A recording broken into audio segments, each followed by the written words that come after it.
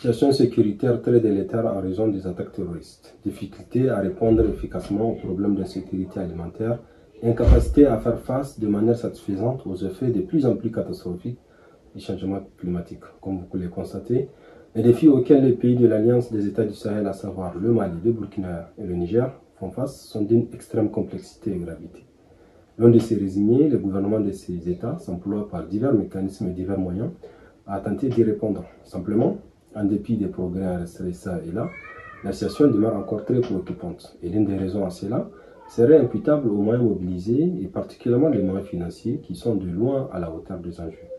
Habituellement, les pays de l'AES misent beaucoup sur les aides de leurs partenaires internationaux. Néanmoins, à la suite de nouveaux choix politiques et géostratégiques qu'ils ont opérés ces dernières années, les bailleurs techniques et financiers traditionnels se montrent de moins en moins enclins à les soutenir.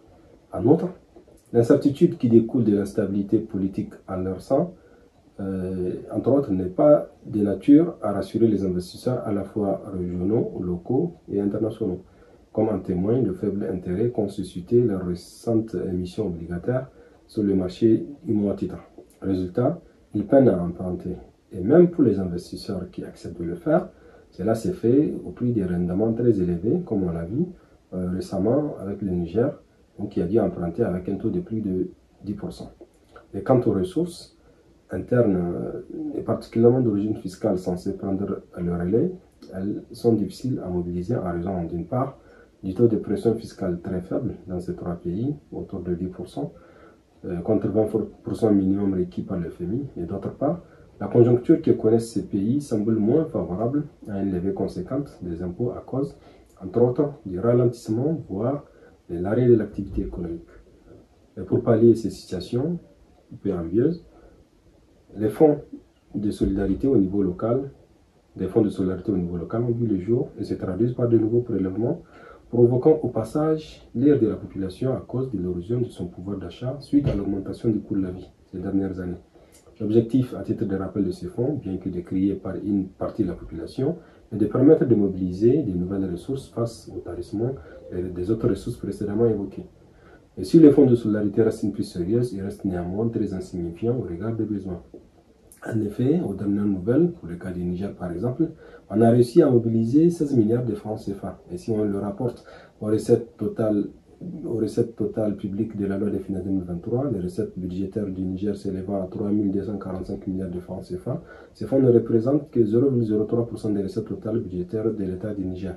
D'où l'importance d'explorer d'autres pistes, et particulièrement, parmi ces dernières, du moins, on peut s'y noter le fait que la BCEAO ainsi que les MOA puissent expérimenter une politique monétaire différenciée pour manifester davantage leur solidarité envers le pays de l'AES. Et de manière concrète, face à la réticence des investisseurs et le quasi-tarissement de l'aide internationale, comme évoqué précédemment, la BCEAO peut envisager de racheter les titres de dette publique des pays de l'AES, ce qui devrait leur permettre d'accroître leur marge de manœuvre budgétaire et donc de disposer de ressources importantes pour financer par exemple l'achat des moyens aériens tels que les drones, les hélicoptères, les avions de chasse, etc., dont l'efficacité ne fait guère de doute dans la lutte contre la menace terroriste. En outre, une politique monétaire expansionniste peut être envisagée dans les trois pays à travers une injection de liquidités et une baisse du principal taux directeur pour le ramener autour de 1 à 2%, par exemple contre 3,5% actuellement, pour stimuler les économies locales.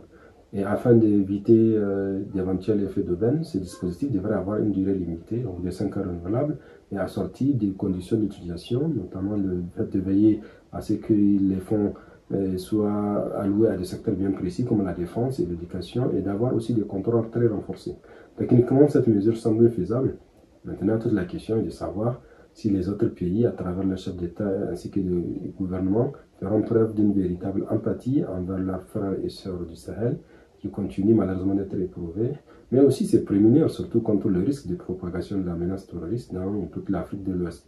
Il y a des pays qui sont en guerre actuellement et qui continuent de bénéficier de soutiens considérables pour remporter la victoire. Alors pourquoi pas les pays de l'AES?